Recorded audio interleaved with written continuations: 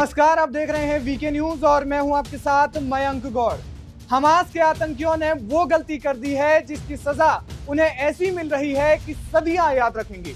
Hamas के लड़ाकों ने उस सोए हुए शेर की पूंछ पर पांव रख दिया है जो कई दिनों से खून का प्यासा सो रहा था। इजराइल पर रात के अंधेरे में धोखे से हमला कर हमास ने अपनी बर्बादी को दावत दे दी है।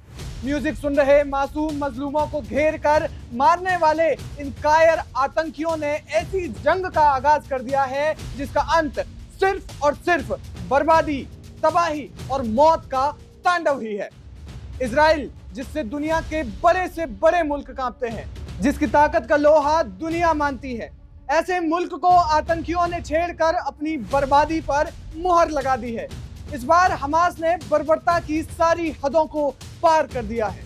दुनिया उनकी पिशाची हरकतों को देख रही है और इसलिए पहले संतुलित और संयमित रहने वाले दुनिया के ज्यादातर बड़े मुल्क खुलकर इजराइल के साथ आ गए हैं, मदद की पेशकश भी कर रहे हैं।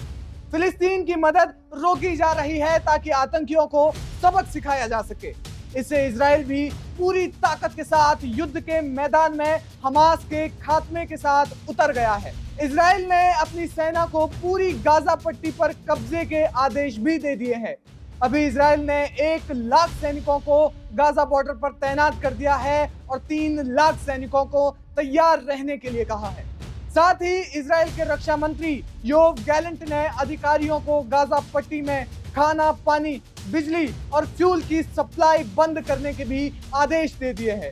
मतलब अब गाजा पट्टी पर दोहरी मार पड़ने वाली है। गोला बारूद और बमों की बौछार के बीच भूख और प्यास आतंकियों के हिस्से में आने वाली है। इजराइल की एयरफोर्स ने रात भर हमास और फिलिस्तीनी इस्लामिक जिहाद के 500 वॉर रूम तबाह कर दिए। जंग के तीसरे दिन अब तक 800 इजरायलियों की मौत हो चुकी है, तो वहीं जवाबी कार्रवाई में इजरायलियों ने 500 फिलिस्तीनियों को मार गिराया है और 2000 से ज्यादा घायल हैं।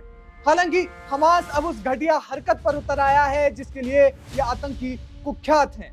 इन्होंने मासूमों को बंधक बना लिया है और इन विदेशी नागरिकों को ढाल बनाकर ये अपनी जान बचा रहे हैं।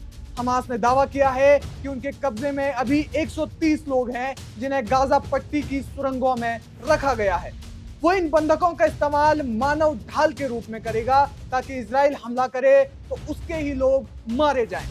इजराइल की डिफेंस फोर्स ने बताया है कि बंधकों में महिलाएं, बच्चे और परिवार शामिल हैं। इधर हमास के लड़ाके फिलिस्तीन की ओर से अभी भी इजराइल की सीमा में घुस रहे हैं।